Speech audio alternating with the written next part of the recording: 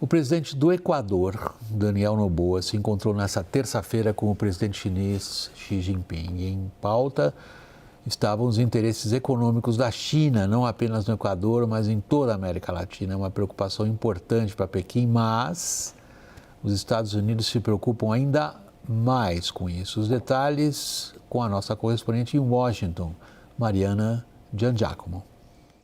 Xi Jinping disse a Noboa que o status de Zona da Paz da América Latina não deve ser abalado e que os países da região têm o direito de escolher seus parceiros de forma independente. O Equador é um dos 5 países da América Latina com tratados de livre comércio com a China, mas a relação entre ambos vai além da balança comercial. O sistema de videovigilância nacional do Equador foi implementado há mais de uma década com financiamento chinês e é mantido até hoje por novos produtos chineses. O crédito chinês também foi responsável por erguer a usina hidrelétrica de Coca-Cola do Sinclair, que tem capacidade para fornecer até 30% da eletricidade consumida no Equador. A operação da infraestrutura é mantida por uma empresa chinesa. No encontro em Pequim, Xi disse a Noboa que a China e o Equador devem seguir implementando projetos de cooperação em áreas como energia, mineração e infraestruturas. O caso do Equador é um exemplo da influência chinesa que os Estados Unidos buscam agora conter na América Latina. O tema vem preocupando Washington desde o primeiro mandato de Donald Trump, passando pelo governo democrata de Joe Biden. E agora, na segunda gestão Trump, a Casa Branca endureceu o tom. A diplomacia comercial chinesa é uma das principais preocupações de Juan Pablo Segura. Americano, filho de pais argentinos, o empresário assumiu o cargo de secretário assistente dos Estados Unidos para assuntos do hemisfério ocidental. Ele é agora o principal responsável no Departamento de Estado pela política para os países das Américas, sob a chefia de Marco Rubio. Em sabatina no Senado americano há 2 meses, Segura disse que a China se infiltrou no continente por meio de participações em infraestruturas críticas e que pretende trabalhar com empresas americanas para deixá-las bem posicionadas para disputar licitações e projetos da região, algo que hoje está caindo no colo da China. Tiago de Aragão, como é que vai ser essa quadratura de círculo? Se a gente olha para o Segura por um lado, o Noboa de outro, como é que eles vão quadrar o círculo? William, há mais ou menos 7 anos que eu falo com o Congresso americano, com diversas comissões e vários órgãos do governo americano sobre estratégia e influência chinesa na América Latina. Inclusive, um livro meu vai ser publicado sobre isso. A grande diferença é que o mecanismo americano ele não é um mecanismo equivalente ao mecanismo chinês. Enquanto a China ela investe, os Estados Unidos alerta sobre o risco dessa dependência que é gerado em relação à China. Esse alerta está correto. Qualquer nível de dependência é absolutamente negativo, seja na nossa vida particular, seja num país. Agora, o que acontece é o grau de investimento e o grau de crédito que as empresas chinesas têm para investir, os Estados Unidos não conseguem fazer, por várias razões. A principal razão é estrutural. Quando você tem uma participação direta do governo chinês, que acaba subsidiando muitas dessas empresas, travestido de pesquisa e desenvolvimento, isso dá um ganho muito grande para que essas empresas elas possam queimar caixa e ganhar um mercado diferente um mercado que cresce em cada um desses países. A grande diferença é a métrica do sucesso. A métrica do sucesso das empresas ocidentais e das americanas é o lucro, muitas vezes identificado de forma semestral. A métrica de sucesso de empresas chinesas é o tamanho do mercado que eles conquistaram. Isso dá uma vantagem muito grande e é difícil para os Estados Unidos conseguirem competir com a China na América Latina. O que eu chamei de quadratura de círculo é exatamente o ponto que ele está levantando. Ou seja, há fatores que favorecem a este ou aquele nesse tempo de competição. Agora, há um fator predominante hoje, que por isso que nós falamos da nomeação do Segura, como o título oficial dele é secretário assistente no Departamento de Estado, é uma mão direita do Rubio, na relação da América Latina em função da China. Como que o Departamento de Estado pretende compensar essas vantagens intrínsecas que o Tiago acabou de levantar? Eles pretenderiam oferecer equipamentos que fossem competitivos, né? Mas é tarde demais e eles não vão conseguir. A China já penetrou profundamente na infraestrutura de segurança crítica de toda a América Latina, inclusive do Brasil. Lembre-se que o insuspeito Jair Bolsonaro tentou impedir que a Huawei operasse o 5G. Não conseguiu. Por resistência das operadoras, as 4 grandes operadoras tinham entre 40% e 60% de equipamentos da Huawei. Na Alemanha não conseguiram fazer isso. Na Inglaterra foi uma briga. E isso, a gente está falando de telefonia, eu estou falando de telefonia, mas olha as câmeras de monitoramento da segurança pública em todos esses países, são todas chinesas. Né? O Rio de Janeiro contratou a Rixey e a Dahua, né? O Cláudio Castro, então governador, foi até a China. E não é só o Rio, não é só o Brasil, estamos citando o Equador, os países todos aqui usam as câmeras corporais e as câmeras de monitoramento para a segurança pública que são chinesas. E pode haver, não está comprovado isso, e os chineses negam. Mas é possível, tecnicamente, que esse conteúdo, toda essa inteligência esteja em nuvens que os chineses tenham acesso. Sistemas de eletricidade, sistemas de transporte público, de saúde, todos esses softwares, todas essas infraestruturas de comunicação, de gestão, em sua maioria são chinesas. Isso chega até o México, que faz fronteira com os Estados Unidos. Lá, 65% das câmeras de monitoramento são de fabricação chinesa, só 5% são americanas, para o horror dos americanos que proíbem o uso dessas câmeras nos Estados Unidos. Países ricos, como fez a Noruega, por exemplo, que retirou todo o seu sistema de ônibus elétricos quando constatou que esses ônibus chineses poderiam ser paralisados por um aperto de um botão, de um clique da China, né? Eles conseguem fazer isso. O Reino Unido conseguiu tirar esses sistemas dos seus serviços públicos. Agora, países mais pobres olham para o preço, olham para a disponibilidade. Os policiais brasileiros e latino-americanos são treinados hoje na China, ainda são mais treinados nos Estados Unidos do que na China, mas cada vez vão ser mais, porque os sistemas que eles usam são chineses.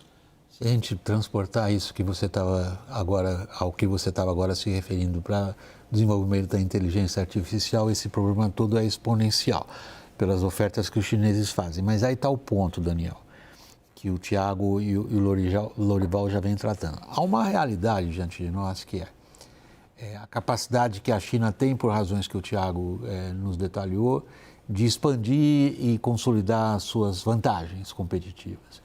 Mas há uma disposição política americana traduzida em alguns nomes, como, por exemplo, esse novo secretário assistente de Estado, ou quem antes trabalhava com o Rubio, ou a Kristi Noem como enviada especial para o Escudo das Américas, que identifica por parte dos Estados Unidos se, de um lado, há o reconhecimento por parte deles de dificuldades de competir com a China de igual para igual, em conquista do mercado, há uma disposição política claríssima de aplicar todo tipo de coerção possível para se contrabalançar a China. E o governo brasileiro? O governo brasileiro olha com extrema desconfiança e insegurança, suspeita, todos esses nomes do governo Trump, mas paradoxalmente foi uma figura da direita moderada, a senadora Tereza Cristina, que quando estava preparando há pouco mais de um ano uma missão do Senado no primeiro tarifaço de Trump contra produtos brasileiros, levou a seguinte mensagem para lobistas, para empresas e para congressistas americanos. Quanto mais houver uma postura coercitiva e, de certa maneira, hostil do governo americano em direção ao Brasil, o Brasil cairá no colo da China. Cai no colo da China não só em termos de comércio, o comércio tem crescido substancialmente, a China e o Brasil intercambiavam entre si a corrente de comércio, gerava $1 bilhão em trocas, exportações e importações de cada lado a cada 4 meses, 25 anos atrás, quando a China entrou na OMC. Hoje esse mesmo fluxo dura 48 horas para ser completado. Mas é verdade que o Brasil também concentra muito suas exportações em commodities para a China. Mas se você for olhar, a China hoje detém no Brasil o maior, além de tudo isso que o Lorival já comentou, o maior terminal portuário de Paranaguá, por exemplo, detém investimentos em mineração, é a maior sócia de um projeto de nióbio no país. A maior empresa de energia hoje do país é controlada por chineses e essa empresa já disse que quer comprar a Enel São Paulo, que opera na região metropolitana da maior capital do país. A maior linha de transmissão de energia é chinesa e os Estados Unidos não acenam com nada que seja apetitoso na visão do atual governo brasileiro. Então, quando a gente fala de terras raras, por exemplo, você teve a compra da Serra Verde, que é o único projeto hoje operacional de terras raras, mas essencialmente para extrair uma commodity, não para separar terras raras, para refinar, que é algo que poderia, enfim, falar a língua mais desse projeto que um governo brasileiro gostaria de trabalhar com os Estados Unidos. Portanto, volto àquela mensagem de Tereza Cristina, quanto mais coercitiva e hostil a postura, mais se joga o Brasil no colo da China. Agora, o que a gente vê, Tiago, é um ímpeto coercitivo, sobretudo nesses nomes que a gente citou aqui, sem paralelo na história recente das relações entre Brasil e Estados Unidos. Não só entre Brasil e Estados Unidos e o hemisfério em geral. Agora, o que é que você detecta em Washington em termos de como que os americanos querem avançar o que eles consideram a causa deles? Olha, o Trump ele tem uma leitura em relação à América Latina que parte do pressuposto de que existe um desejo intrínseco e de alto nível de todos os países de expandir e melhorar suas relações com os Estados Unidos. Isso pode ser certo, pode ser errado, pode variar de país a país. No entanto, o mecanismo de aproximação, ela muitas vezes é lida de forma equivocada por Washington.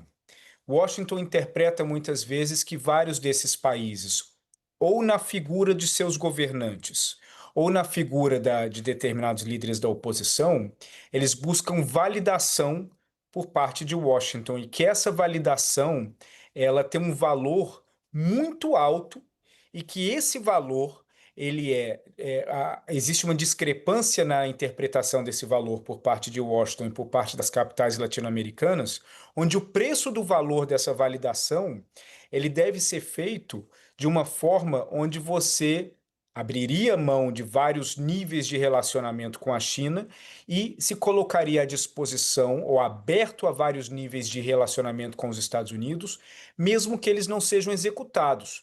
Por que esse é o ponto central? Porque, como uma democracia, os Estados Unidos não conseguem obrigar as suas indústrias a investir em determinado país. A China, ela consegue sim pressionar suas empresas a investir em determinado país, mesmo que ela sofra uma perda de caixa recorrente mês após mês. E é justamente por isso que, mesmo com o Milei, por exemplo, na mesma semana que o Milei recebeu o cheque de 25 bilhões de dólares do Bessent, ele fez exportações recorde de carne e trigo para a China. Na China, chamam o Trump de Chuan Jianguo, que é o grande construtor da nação. Justamente porque eles interpretam que não só as tarifas, mas esse tipo de pressão dos Estados Unidos faz com que a leitura de Milei, de Bolsonaro e de vários outros na região acabam sendo pragmáticas em relação à China. Basta lembrar que há alguns anos se falava muito sobre direitos humanos em Xinjiang, sobre repressão, sobre todos esses pontos que não se fala mais. Então a China está passando por uma limpeza na sua imagem em determinados países, mesmo países da direita, liderados pela direita, porque os Estados Unidos não conseguem oferecer uma contrapartida equivalente ao que a China oferece. Mas daí está um problema sério, Thiago. Se a gente considera a situação que você acaba de descrever e contrapõe a essa situação o que o mundo político aí, que parece ser consenso entre os dois grandes partidos, democratas e republicanos, encara como sendo vital para a defesa dos interesses americanos frear a China, seja onde for, o que resta então para os americanos fazerem em relação a nós? Bom, acho que os americanos eles não têm boas opções porque eles não têm como fazer isso que a China faz, que é o dumping, né? Não tem, isso está claro. O subsídio sistemático, inclusive em relação aos minerais críticos, que são a base de tudo que nós estamos discutindo. Quer dizer, toda essa tecnologia, todos esses equipamentos, eles consomem minerais críticos. E a China tem a condição de baixar o preço, de jogar o preço para baixo. Então, a estratégia dos Estados Unidos, vamos olhar para os minerais críticos, por exemplo, uma estrutura, aí, um consórcio, vamos chamar, de mais de 50 países, que haveria um monopólio para levar esses minerais críticos para os Estados Unidos, principalmente, para serem beneficiados lá, e eles garantiriam preço. Já destinaram 10 bilhões de dólares para isso, seria só o ponto de partida. O Brasil, por exemplo, ficou de fora, porque, como o Daniel estava apontando, deseja que haja beneficiamento aqui dentro do Brasil. Então, é uma estratégia dos Estados Unidos que demora anos para dar frutos, e esses anos são extremamente valiosos do ponto de vista da inteligência artificial, do desenvolvimento dos data centers, de toda essa estratégia que está sendo montada, que vai consumir muitos minérios, né? E a China, nesse sentido, está muito na frente dos Estados Unidos. Então, é por isso que no início da nossa conversa eu disse, é tarde demais. Agora, a gente está... O Thiago chamou a atenção para isso também com a expressão que ele usou, a validação que cada país encontra ou não encontra vis-à-vis com os Estados Unidos. Me parece, às vezes, Thiago, que essa validação é muito mais baixa do que os americanos pensam, ou seja, o efeito eleitoral em cada política doméstica na América Latina é bem menor do que, eventualmente, em Washington se calcula que possa ser. Mas aqui no Brasil, Daniel, a gente tem talvez a primeira recente eleição presidencial com esse impacto do interesse, do olho dos Estados Unidos sobre as eleições brasileiras. Agora, eu acho que a pergunta é até supérflua, que nessa época de campanha eleitoral ninguém vai falar coisa séria mesmo. Você identificou nas campanhas até aqui algum tipo de postura frente a esse dilema estratégico que o Brasil está vivendo? Não, William, a posição das campanhas é muito mais ideológica e já está clara, né? Quem se alinha e quem não se alinha com os Estados Unidos. Mas queria só trazer aqui, para encerrar, um diplomata americano ainda na ativa, mas que já morou no Brasil e não mora mais. Ele colocava o seguinte, quer dizer, apesar de toda essa postura dos Estados Unidos, do atual governo americano em relação ao Brasil, não tem um funcionário de relevo, né, no Departamento de Estado, ou no USTR, ou no Departamento de Comércio, ou no Departamento do Tesouro, ou no Conselho de Segurança Nacional, que tenha realmente tenha pisado em São Paulo, né, o centro mais pujante economicamente do país, para ver o que é a realidade brasileira. Quer dizer, qual é o tamanho do setor privado, qual é o tamanho das empresas americanas, qual é a capacidade de influência e ter uma percepção maior da realidade. Os poucos funcionários americanos que tentaram vir, e alguns deles com os vistos negados, se interessaram muito por eleição e não pela vida real.